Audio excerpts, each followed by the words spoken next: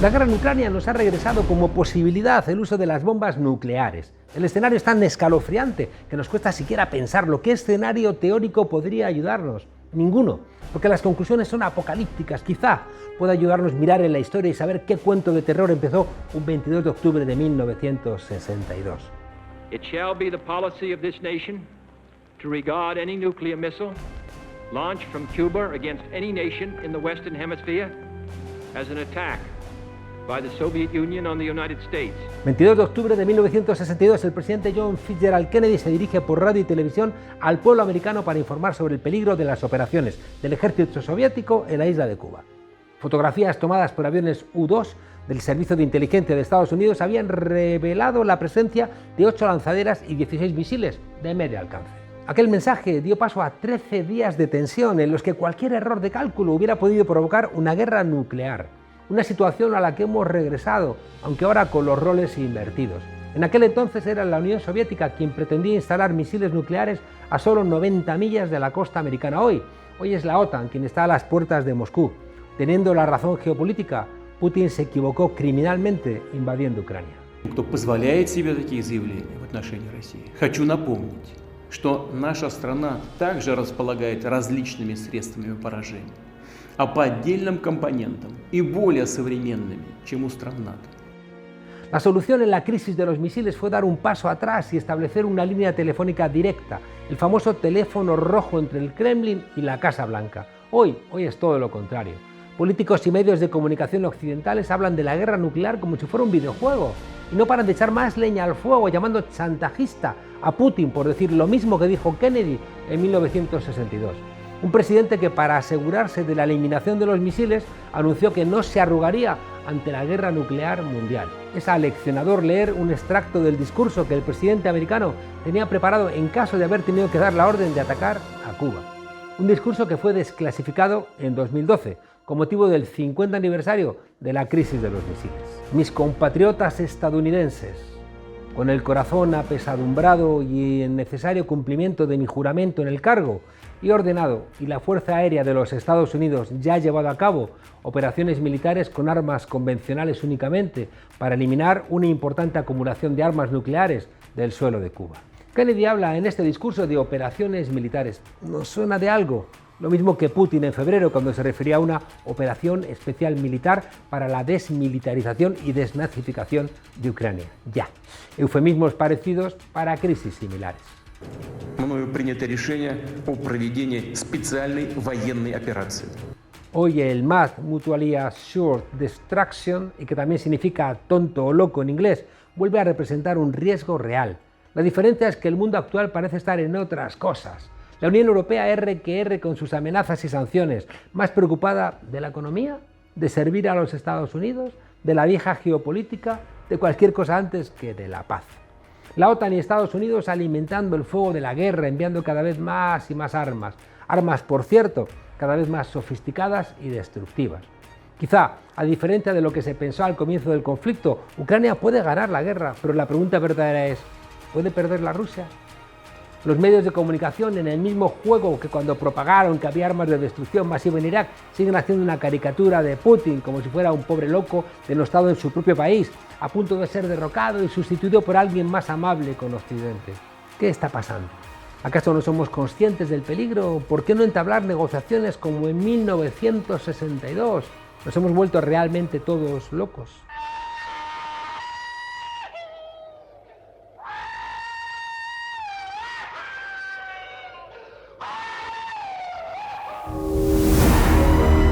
Al final, la crisis de los misiles de Cuba se resolvió de una manera aparentemente sencilla. Khrushchev acordó que la URSS retiraría los misiles de Cuba, mientras que Kennedy prometió no invadir la isla y retirar los misiles estadounidenses de Turquía.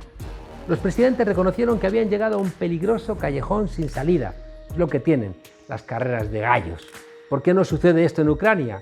¿Alguien está haciendo cuentas donde un conflicto nuclear en Europa no le resulta un problema? ¿Quién puede tener algún tipo de ventaja de que haya una guerra nuclear en Europa? En fin, para los Estados Unidos es mucho más rentable una Europa enfrentada a Rusia que una Eurasia en armonía, tejiendo una red energética y comercial desde Shanghái hasta Lisboa, pasando por Hamburgo. ¿A quién le beneficia que el Nord Stream salte por los aires? A los peces del Atlántico Norte, seguro que no. And we're now the leading supplier of LNG to Europe to help compensate for any gas or oil that it's losing as a result of Russia's aggression against Ukraine. En el pleno aniversario de la crisis de los misiles cubanos, el mundo parece haber olvidado de lo que es capaz Wall Street o Silicon Valley o el complejo militar industrial o el capitalismo del Pentágono o los locos halcones que sobrevuelan Washington desde que desapareció la Unión Soviética.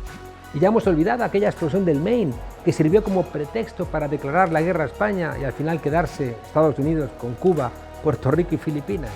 O las mentiras en el paralelo 38 para justificar la guerra en Corea. ¿Y qué de las famosas armas de destrucción masiva en Irak? ¿Ya las habéis encontrado? El régimen iraquí tiene armas de destrucción masiva. ¿Eso usted está seguro? Puede estar usted seguro. Y pueden estar seguros todas las personas que nos ven. Los Estados Unidos, sea cual sea su presidente, siempre han estado en el último siglo dispuestos a casi todo, con tal de seguir siendo los amos del mundo, por lo civil o por lo criminal. Tienen que seguir siendo la potencia hegemónica. Ay, Europa, tan lacaya de ese cometido. Claro que no hay certeza sobre quién ha volado los gasoductos entre Rusia y Alemania, pero tampoco se sabía con documentos quién apoyó el golpe de Pinochet contra Salvador Allende en 1973. ¿Cuándo? Pues hasta que se desclasificaron 50 años después. Ahora, y entonces tenemos que esperar a 2072 para saber qué ha pasado con esos conductos, como tuvimos que esperar para saber que la CIA realmente había colaborado en el golpe. ¿Saben cuánto le costó la Guerra Fría al contribuyente americano? 13 billones de dólares. Ni siquiera puedo imaginar los ceros que tiene esa cifra. Quid prodest, decían los latinos. Dime quién se beneficia y te diré quién es el asesino. Todo apunta a que los atentados contra los gasoductos Nord Stream 1 y 2 fue obra de los americanos. Certezas no, pero vamos, que huele a mano gringa. Biden ya advirtió que podría pasar. Varios helicópteros militares estadounidenses fueron registrados sobrevolando la zona justo antes de las explosiones. Un exministro de Asuntos Exteriores polaco, Radoslaw Sikorski, tuiteando y luego borrando un mensaje de gracias a Estados Unidos. Las empresas gasistas americanas frotándose las manos ante el cambio de la dependencia energética europea. Maniobras navales en la zona.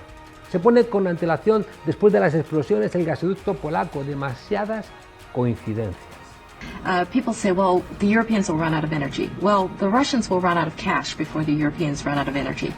And I understand that it's uncomfortable to have an effect on business ties in this way.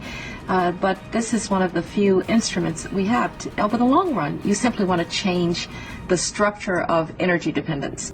No sería la primera vez que Estados Unidos demuestra su rechazo al gas ruso. En 1981, y tras los acuerdos entre Bonn y Moscú para importar gas ruso, ya amenazaron con retirar sus tropas estacionadas en Alemania. Es más, al ver que el asunto iba para adelante, la CIA introdujo en esos gasoductos un software de control de la presión de las tuberías capaz de volarlas. Casualidades de la vida. En 1982, en tiempos de Reagan, el gasoducto Urengoy-Surgut-Chelyabinsk saltó por los aires, sin que tampoco nadie conociera las causas. ¿Por qué saltaría? Menos mal que Thomas Reed, un militar de la Fuerza Aérea y exmiembro del Consejo de Seguridad Nacional de Estados Unidos, descubrió la verdad en unas memorias publicadas en 2004. Según Reed, el autor intelectual de aquel sabotaje fue Gus Weiss, asesor del Consejo de Seguridad Nacional. Weiss propuso el plan al entonces director de la CIA, William Casey. ¿Y qué hizo este? Pues aprobarlo. Yo creo que las operaciones clandestinas simplemente son una prolongación de la política exterior. Otra forma de hacer la guerra.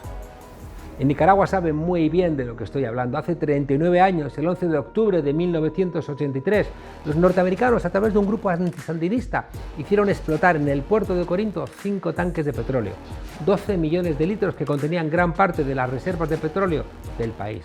Y no contentos con esto, 3 días después, el 14 de octubre, volaron un oleoducto submarino en el puerto sandino. Gobernaban los sandinistas, claro, y había que crear dificultades económicas. En su obsesión por desestabilizar Nicaragua, llegaron a minar los 3 puertos más importantes del país. Así se las gasta la CIA, cuando no obedeces a los Estados Unidos. Que Putin sea un dictador, incluso un asesino, no hace buenos a los norteamericanos. No os engañéis. Don't even think about moving on 1 single inch of NATO territory. We have sacred obligation это не блеф. Las amenazas y los sabotajes nunca han sido la solución a ninguna crisis, y más cuando hay dos potencias nucleares implicadas. En lugar de pelear por el estatus de Cuba, el gobierno de Kennedy renunció a cualquier idea de invasión. En lugar de estacionar misiles en las fronteras de ambas naciones, Khrushchev y Kennedy simplemente se deshicieron de ellos. ¿Cuesta tanto hacer lo mismo en Ucrania? ¿Cuánto cuesta convencer a Ucrania para que acepte la fórmula de Minsk y reconozca la autonomía a las regiones prorrusas del Donbass? ¿Cuesta tanto garantizar a Rusia que Ucrania no formará parte de la OTAN? ¿Cuesta tanto que Rusia se dé cuenta de que la invasión a Ucrania ha sido un acto criminal? Claro que es posible el entendimiento. El problema es que no es rentable que le digan a la gasista ExxonMobil que renuncia a los 285.000 millones de dólares que ganó en 2021. Estamos hablando de una cifra superior en 45.000 millones de dólares al presupuesto del gobierno de España, la cuarta economía del euro. O que les pregunten a los accionistas de Lockheed Martin lo que han subido sus acciones desde que empezó la guerra en Ucrania, un 11,29%.